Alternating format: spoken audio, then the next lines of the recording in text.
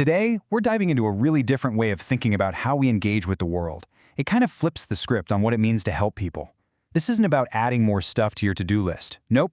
This is about a life of purpose that comes from somewhere else entirely, and it's all rooted in Carmelite spirituality.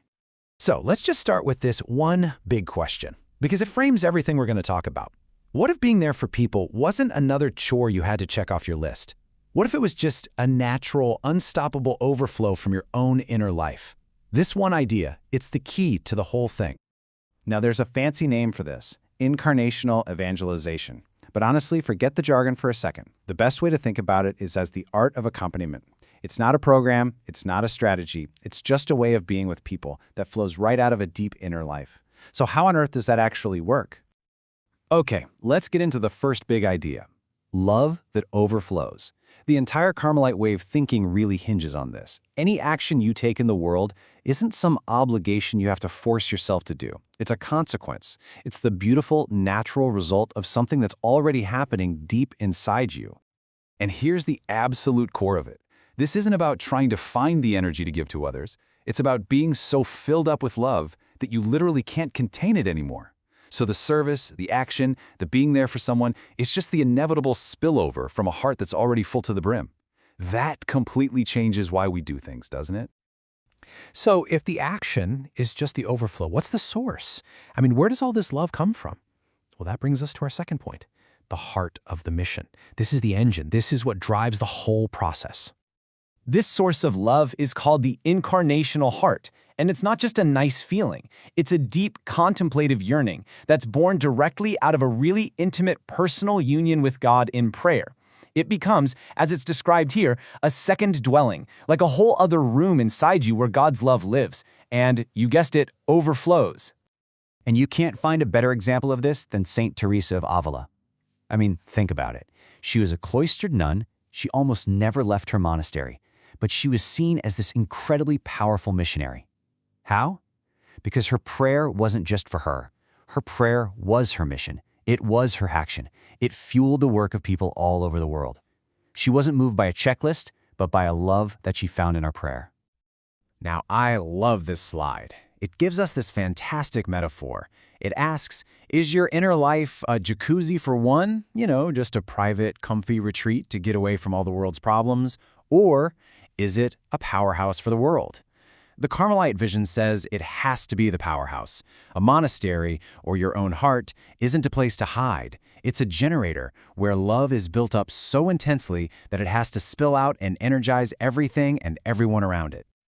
Okay, so if your heart is a powerhouse, how do you get that power out of the plant and into the city? This next part is all about bridging that gap between a deep, quiet inner life and the noisy, messy, everyday world we all live in. The call to go out into the world isn't a call to leave your prayer behind. Not at all. It's an instruction to carry it with you. This is the whole idea behind what's called contemplative action. That peace you find in a quiet chapel, it's meant for the chaos of the marketplace. And to really get this, we can use the story of the Transfiguration as a metaphor. So, first you have the mountain. This is that place of deep, amazing contemplative prayer where you feel totally connected, totally at peace. It's a glorious, profound experience. But here's the thing. You can't stay on the mountain. The whole point is to bring that mountain experience down into the valley, which is the real, messy world of suffering and doubt and real human need. The real art of this whole thing is learning to live in both places at once, to bring the presence you found on the mountain to the people you meet in the valley. So practically, how do you do that? Well, St. Teresa gave us this brilliant little tool she called the cell of the heart. It's this idea that your soul is like an inner sanctuary, a little room inside you.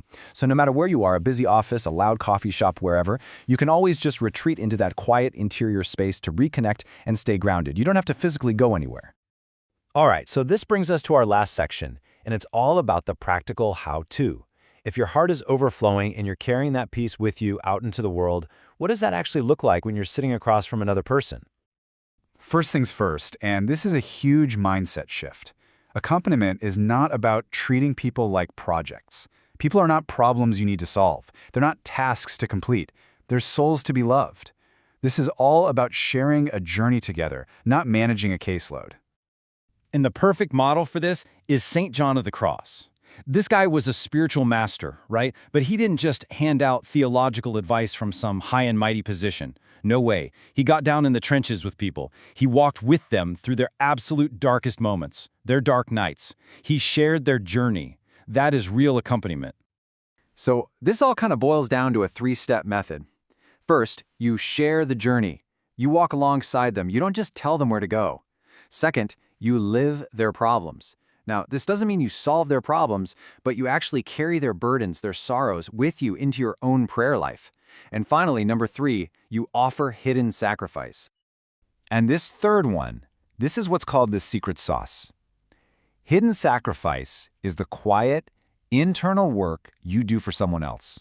Maybe you're just sitting and having coffee with a friend who's struggling, but inwardly you're offering that time, your attention, your very presence as a prayer for them.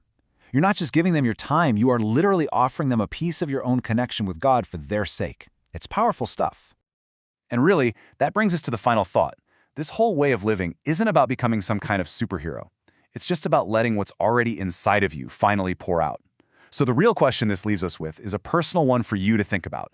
Looking at your life right now, your friends, your family, your community, where is your love being called to overflow?